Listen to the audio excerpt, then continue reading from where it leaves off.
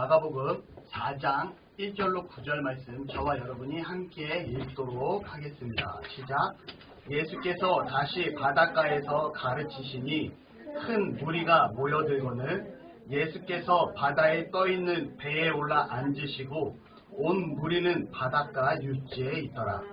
이에 예수께서 여러 가지를 비유로 가르치시니 그 가르치시는 중에 그들에게 이르시되 들으라. 씨를 뿌리는 자가 뿌리러 나가서 뿌릴새 더러는 길가에 떨어짐에 새들이 와서 먹어버렸고 더러는 흙이 얕은 돌밭에 떨어짐에 흙이 깊지 아니하므로 곧 싹이 나오나 해가 돋은 후에 타서 뿌리가 없으므로 말랐고 더러는 가시떨기에 떨어짐에 가시가 자라 기운을 막음으로 결실하지 못하였고 더러는 좋은 땅에 떨어짐에 자라 무성하여 결실하였으니 30배나 60배나 100배가 되었느니라 하시고 또 이르시되 들을 귀 있는 자는 들으라 하시니라.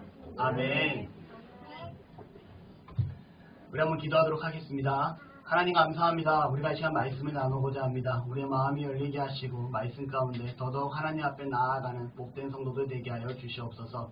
감사드리며 예수님의 이름으로 기도드립니다. 아멘. 오늘 말씀 제목은요.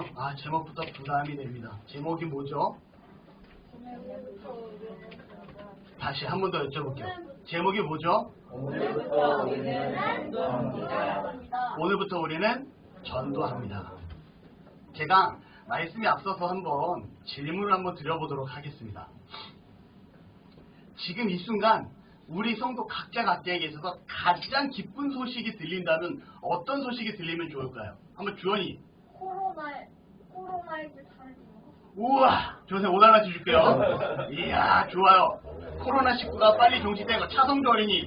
코로나19가 종식돼서 아무데나 마음대로 마스크 벗고 돌아다닐 수 있고 학교도 마음껏 다니며 공부할 수 있는 거.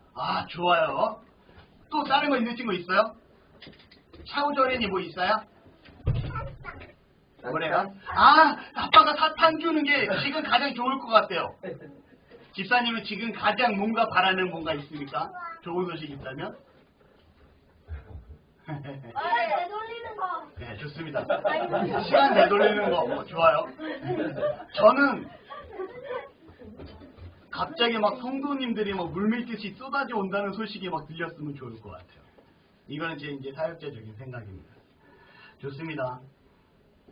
그러면 지금 시대에 가장 좋은 희소식은 뭘까? 저도 한번 고민을 해봤는데 우리 각자가 아니라 가장 이 시대에 근데 이게 우리 각자의 가장 바람이 아닐까 싶기도 해요.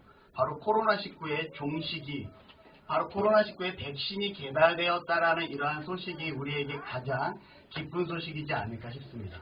왜냐하면 지금 방금 성주 어린이가 얘기했던 것처럼 마스크 너무 불편해요. 저는 이 감당이 안 됩니다. 마스크가. 왜냐하면 일을 하면서 마스크를 써야 되는 상황도 있고 벗어도 되는 상황이 있는데 지난주에는 제가 롯데백화점에 공사할 일이 있어서 들어갔다 나왔어요. 그 백화점 안에서 밀폐된 공간에서 마스크까지 쓰고 공사를 해야 되니까 너무 힘들고 지치더라고요. 예전에는 이런 게 없었거든요. 마스크도 그렇고요. 우리 어린이들은 마음껏 뛰놀고 싶은데 마음껏 뛰놀 수 없는 상황입니다. 사람들이 편하게 모여서 정말 먹고 즐기고 나누고 싶은데 이럴 수도 없는 상황이고 더 나아가선 우리가 마음껏 예배할 수도 없는 상황이죠.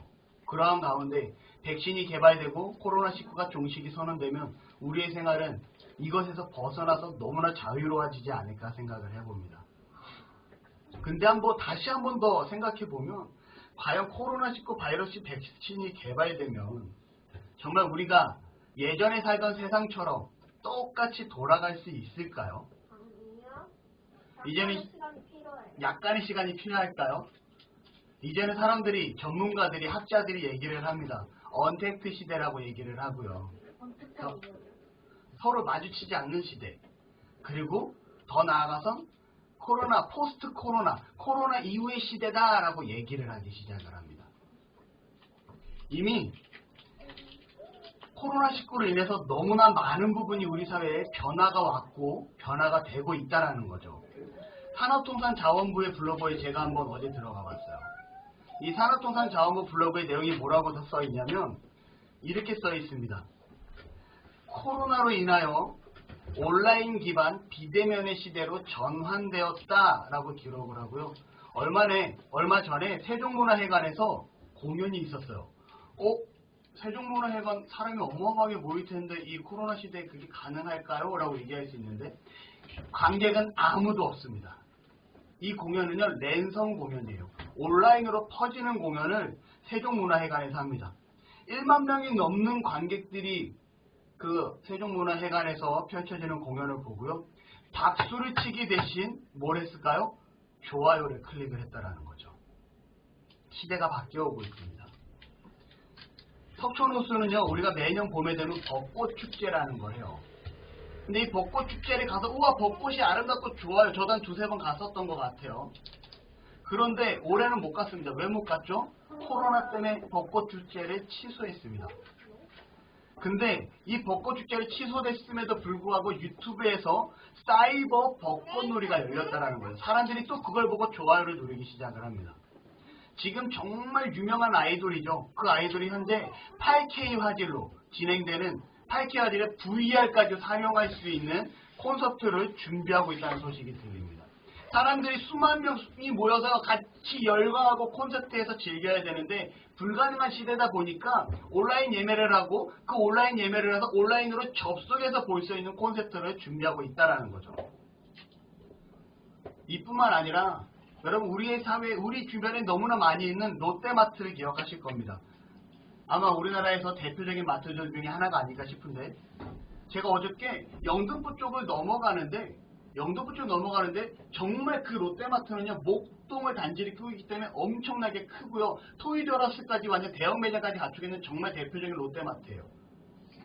거기가 그동안 감사했습니다 라는 평가를 엄청 크게 걸어놨더라고요. 문을 닫는 거예요. 자, 저희 아내가 며칠 전에 그 얘기를 합니다. 여보 문제가 생겼어. 무슨 문제인데 주문을 하던 롯데마트 상계점이 문을 닫는데 왜 문을 닫을까요? 그 큰 롯데마트가 왜 문을 닫을까요? 코로나 때문에 사람들이 이제 방문하지 않는다라는 거예요. 이제 우리는 더욱더 편한 생활에 익숙해졌습니다. 어떠한 겁니까? 온라인으로 주문하는 것이 더욱더 편해졌다라는 거죠. 그리고 저희 아내가 안도의 한숨을 쉬어요. 여보 수유점에서 다시 배달을 한대. 다행이죠. 여러분 그 큰 롯데마트도 계속해서 축소하고 있습니다. 언젠가부터 롯데백화점의 매출보다 롯데홈쇼핑의 매출이 훨씬 컸던 거 알고 계시나요? 이미 우리가 TV로 주문을 하는 이 롯데홈쇼핑에 홈쇼핑으로 물건을 판매하는 게 롯데백화점의 매출보다 훨씬 큰 지가 꽤 오래됐다라고 합니다. 시대가 바뀌어가고 있다라는 거죠. 그리고 그 바뀌어가는 이 시대가 코로나19로 급속하게 변화되었습니다. 제가 친한 형입니다. 이 형은 쿠팡에서 매니저로 일을 하고 있는데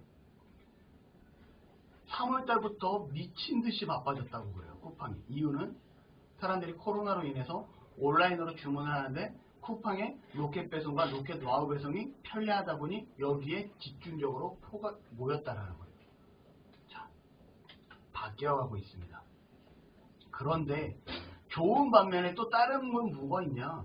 과연 코로나19가 종식되면 이 코로나19의 백신이 개발되면 우리의 생활은 다시 예전처럼?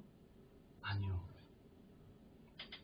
수많은 학자들이 얘기합니다. 이제 코로나19와 같은 전염병이 지속적으로 발생할 가능성이 크다라고 얘기를 하고 있다는 거죠. 한 가정의 가장으로서, 한 회사의 대표로서, 교회의 담임으로서, 더 나아가 이 사회의 일원으로서 저는 이러한 세상이 우리 아이들에게 물려줘야 된다는 사실이 상당히 걱정되고 두렵기까지 합니다. 그럼에도 불구하고 우리가 정말 지금 이 순간 기다리는 소식은 무엇입니까? 코로나19의 그렇죠. 백신이 개발되기를 바라고 있다는 거죠. 이 소식은 우리에게 있어서 엄청나게 희소식이고 좋은 소식입니다.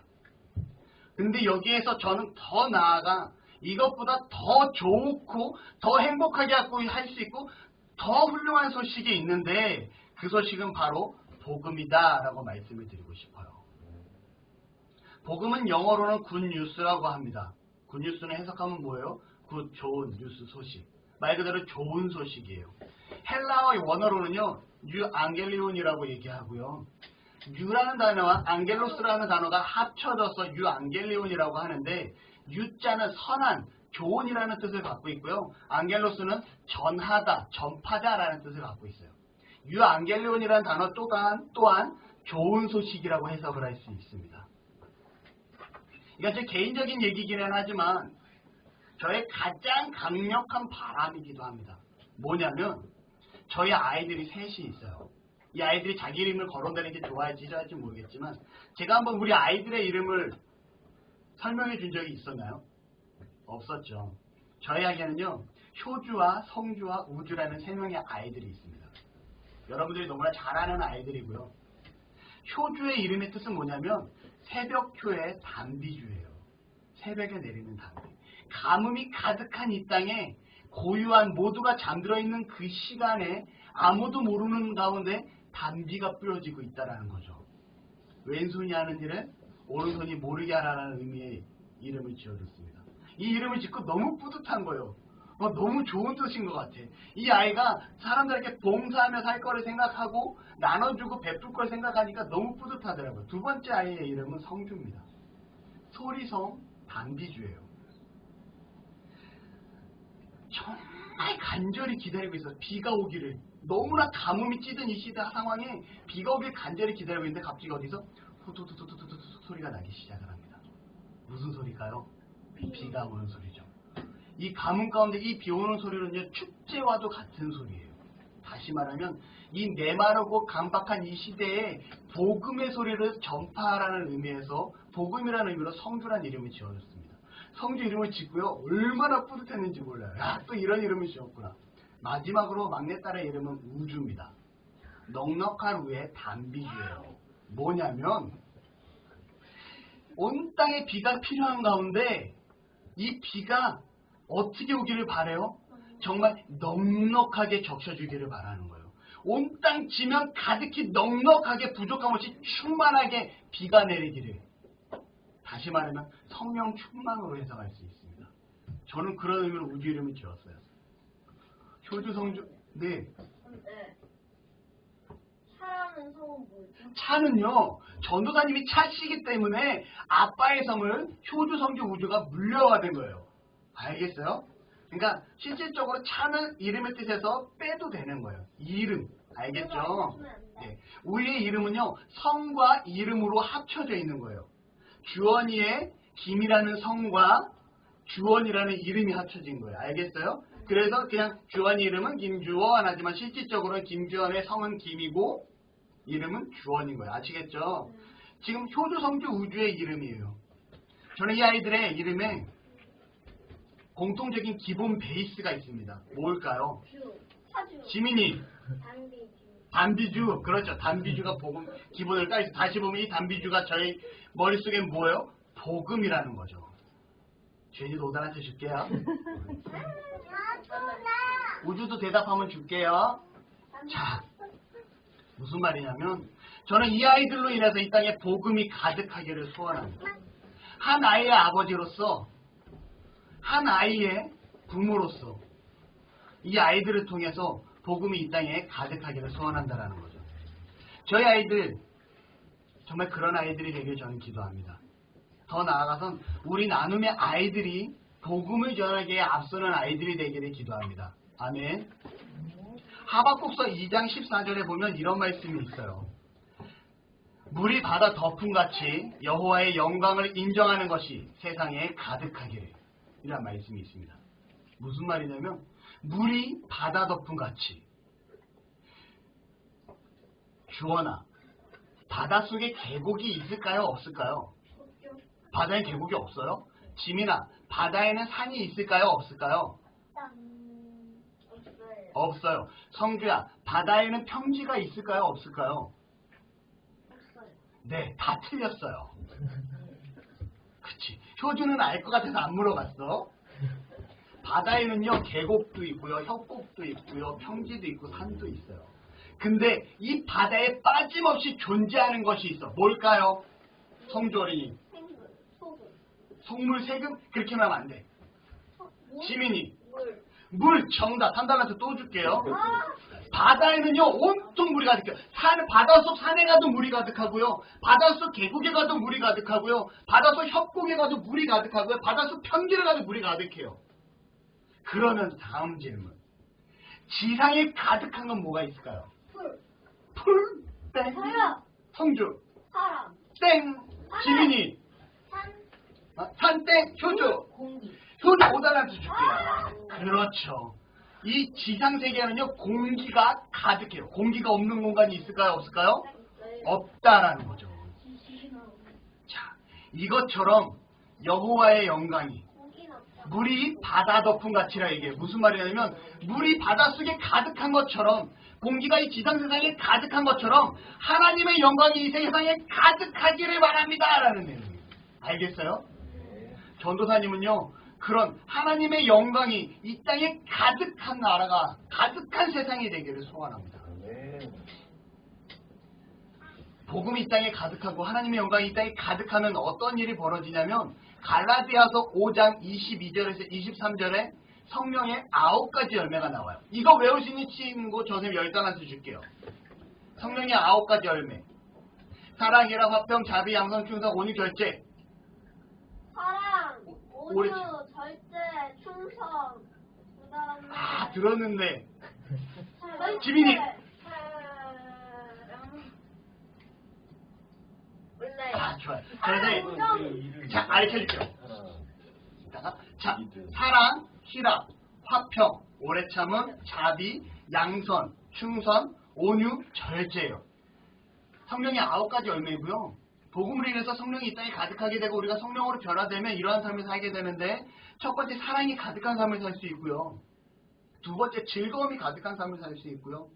세 번째 누구하고나 평화롭고 심리적으로 행복한 삶을 살 수가 있어요. 네 번째 화가 나도 참을 수 있게 되고요. 다섯 번째 어렵고 힘든 사람을 도울 수 있는 사람이 되게 돼요. 여섯 번째 선을 행하는 삶을 살게 되고요. 일곱 번째 하나님의 말씀에 순종하는 사람이 되게 돼요. 여덟 번째는 마음이 부드럽고 친절한 사람이 되고요. 아홉 번째는 어때요? 우리가 절제하면서 과하지 않게 내 삶을 잘 조절할 수 있는 사람이 된다는 거죠.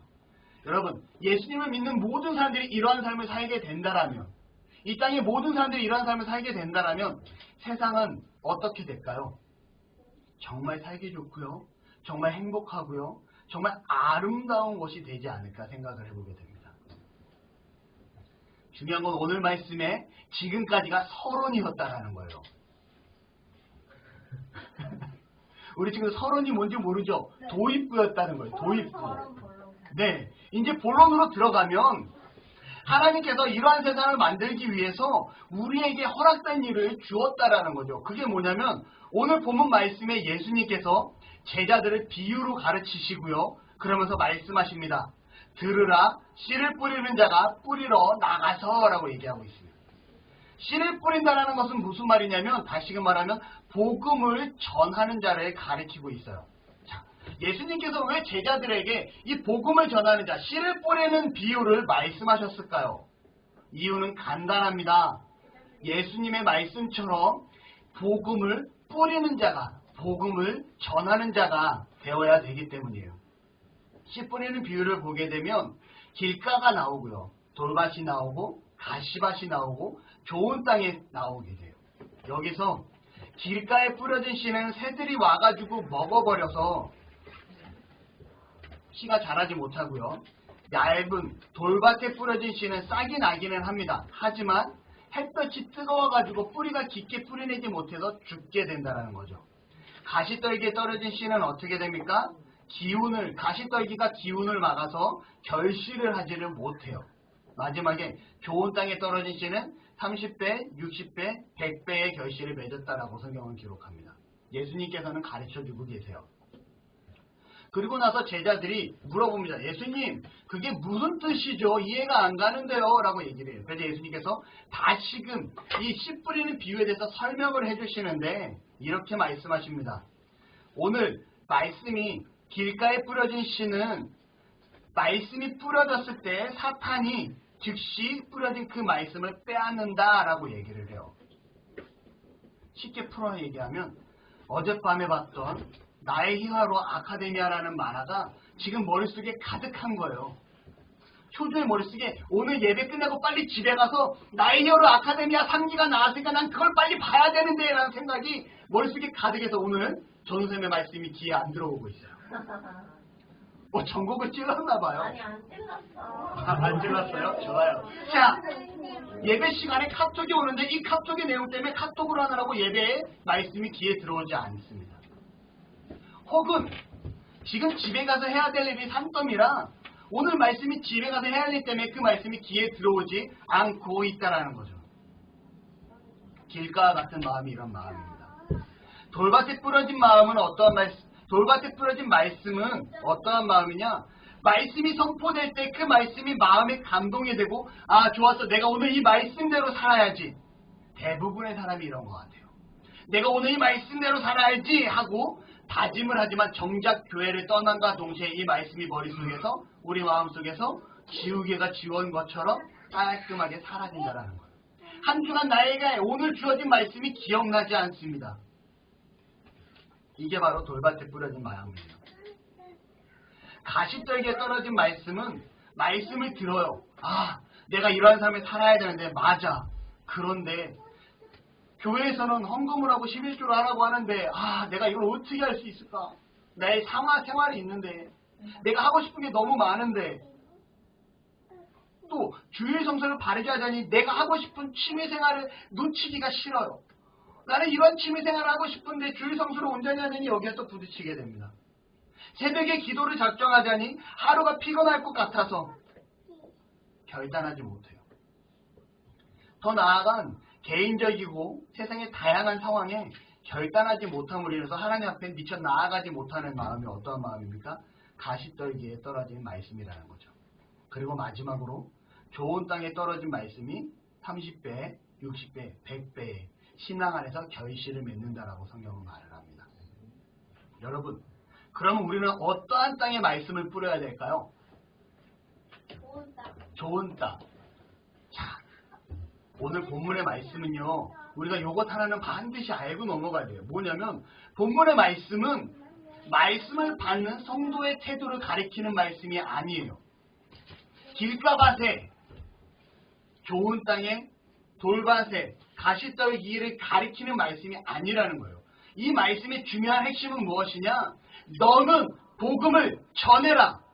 그 복음을 전할 때 그 받아들인 자가 길가일 수도 있고 돌밭일 수도 있고 가시떨기일 수도 있고 좋은 밭일 수도 있으니 너는 복음을 전해라 라고 성경은 말하고 있는 거예요. 아멘. 오늘 본문에서 핵심은 무엇이냐? 우리가 어떠한 맛이 될 것인가가 핵심이 아니라 복음을 전하는 자, 어떠한 자가 됐든지 복음을 전하는 자, 복음을 전하는 것이 핵심이라는 거예요. 할렐루야. 아멘. 우리가 복음을 전할 때 다양한 모습이 있습니다. 전사님, 저 친구는 절에 너무 열심히 다니니까 복음을 전하기가 꺼려지는데요. 전사님, 저 친구는 교회를 예전에 다녔던 것 같은데 지금 다니는지 안 다니는지 잘 모르겠어가지고 막상 말하기가 꺼려지는데요. 지금 저 친구하고 저하고 지금 사이가 좋은데 내가 저 친구한테 괜히 복음을 전했다가 이 친구가 괜히 또 복음 때문에 불쾌해가지고 또 저랑 껄끄러지면 어떡하지라는 생각 때문에 좀 꺼려지는데요. 저 사람은 제가 잘 모르는 사람인데 굳이 복음을 전해야 될까요? 좀 애매한데요. 여러분, 이런 생각을 하면 끝도 없습니다. 우리가 우스갯소리에 핑계가 없는 무덤은 없다라고 얘기를 하죠. 이것처럼 우리가 복음을 전함에 있어서 핑계를 대기 시작하면 그 핑계는 끝이 없다라는 거예요. 여러분, 복음은요, 우리에게 주어진 상황 가운데 그 상대방의 상황이 길가든 돌밭이든 가시떨기든 좋은 밭이든 어떤 상황이든 간에 우리는 복음을 전해야 된다는 사실을 기억하시기 바랍니다.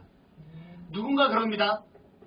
내가 하나님을 영접하는 순간 그 순간부터의 내 삶은 복음을 전하는 삶이 되어진다. 무슨 말입니까? 내가 살아가는 모습 하나하나가 내가 굳이 예수님 믿으세요 말을 하지 않아도 내가 살아가는 그리스도인의 이 삶의 모습이 누군가에게는 저 사람은 정말 복음을 받아들이고 하나님의 사람이 된 사람이구나. 하나님의 사람이 된 사람이 저러한 삶을 사는구나 라는 모습 자체가 누군가에게는 복음 전도에 영향력을 끼치고 있다라는 거죠. 여러분, 예수님을 믿으셨습니까? 다시 묻습니다. 예수님을 믿으셨습니까? 아멘. 그렇다면 내 삶 자체가 복음을 전하는 삶임을 기억하시기를 바랍니다. 더 나아가 복음을 우리의 입술로 고백하며 전하는 자의 삶을 사시기를 바랍니다. 아멘. 오늘 본문은요, 어떠한 상황 가운데 있든지 전하라고 합니다. 사도 바울은 감옥에 갇혀서도 복음을 전하고요, 옥중서신을 쓰기 시작을 해요. 빌립은 기도하는 가운데 에디오피아 내실에 만나서 복음을 전합니다. 요나는요, 그가 원치 않았던 니느웨 성에까지 가서 복음을 전하는 모습을 보게 돼요. 누가복음 14장 23절에 이렇게 기록합니다. 강권하여 내 집을 채우라. 여러분, 강권하여 내 집을 채울 수 있는 복음을 전하는 자들이 되시기를 바랍니다. 아멘. 우리 마지막으로 영상 하나 보고 말씀을 맺도록 하겠습니다.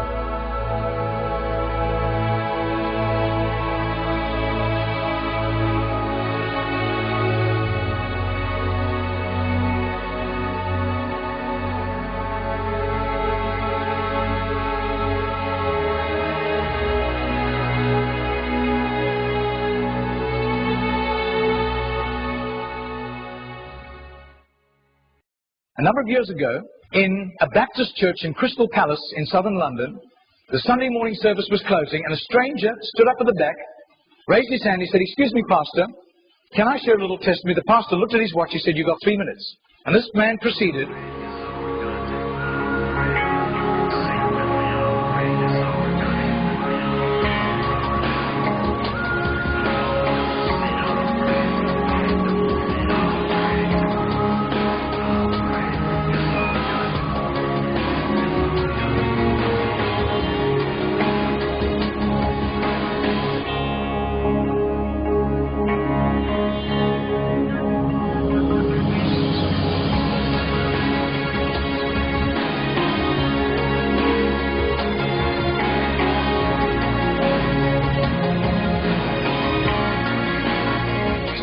Now, this London preacher flew back to the UK and was speaking at the Keswick Convention in the Lake District. And he threw in these 3 testimonies. At the close of his teaching session, 4 elderly pastors came up and said, "We got saved between 25 and 35 years ago, respectively, through that little man on George Street giving us a tract and asking us that question."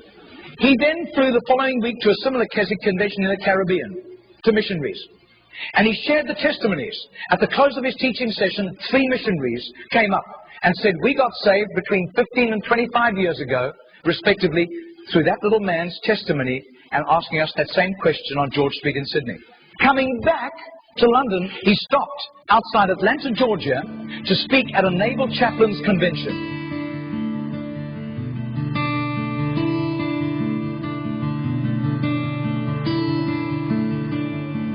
6 months later, flew to do a convention for 5,000 Indian missionaries in a remote corner of northeastern India. And at the end, the Indian missionary in charge, a humble little man, took him home to his humble little home for a simple meal. And he said, "How did you, as a Hindu, come to Christ?" He said, "One bout of diplomatic service took me to Sydney. And I was doing some last-minute shopping laden with parcels of toys and clothing for my children, walking down George Street. And this courteous little white-haired man stepped down in front of me, offered me a pamphlet, and said, 'Excuse me, sir, are you saved? If you die tonight, are you going to heaven?'" The splendor of the King, clothed in majesty. I do. His name is Mr. Genord, but I don't think he does it anymore. He's too frail and elderly. Joy, he wraps himself in light, and darkness tries to hide, and trembles at his voice, trembles at his voice. How great is our God? Sing with me, how great is our God? And all will see how great is our Margarita did a little count. That's 146,100 people. That simple little nobody except a little group of Baptists in southern Sydney knew about Mr. Genord. But I'll tell you, his name was famous in heaven.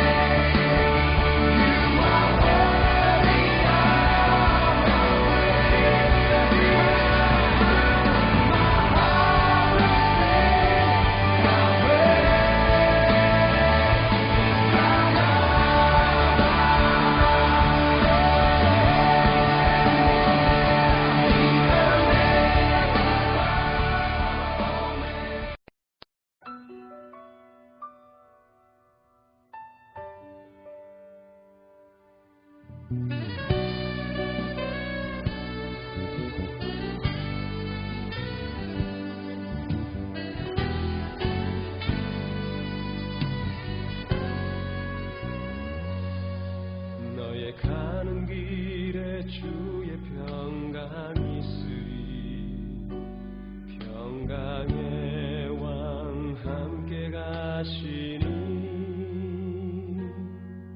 너의 걸음 걸음 주 인도하시리 주의 강한 손 널 이끄시리 너의 가는 길에 주의 축복이 있으리 영광의 주 함께 가시니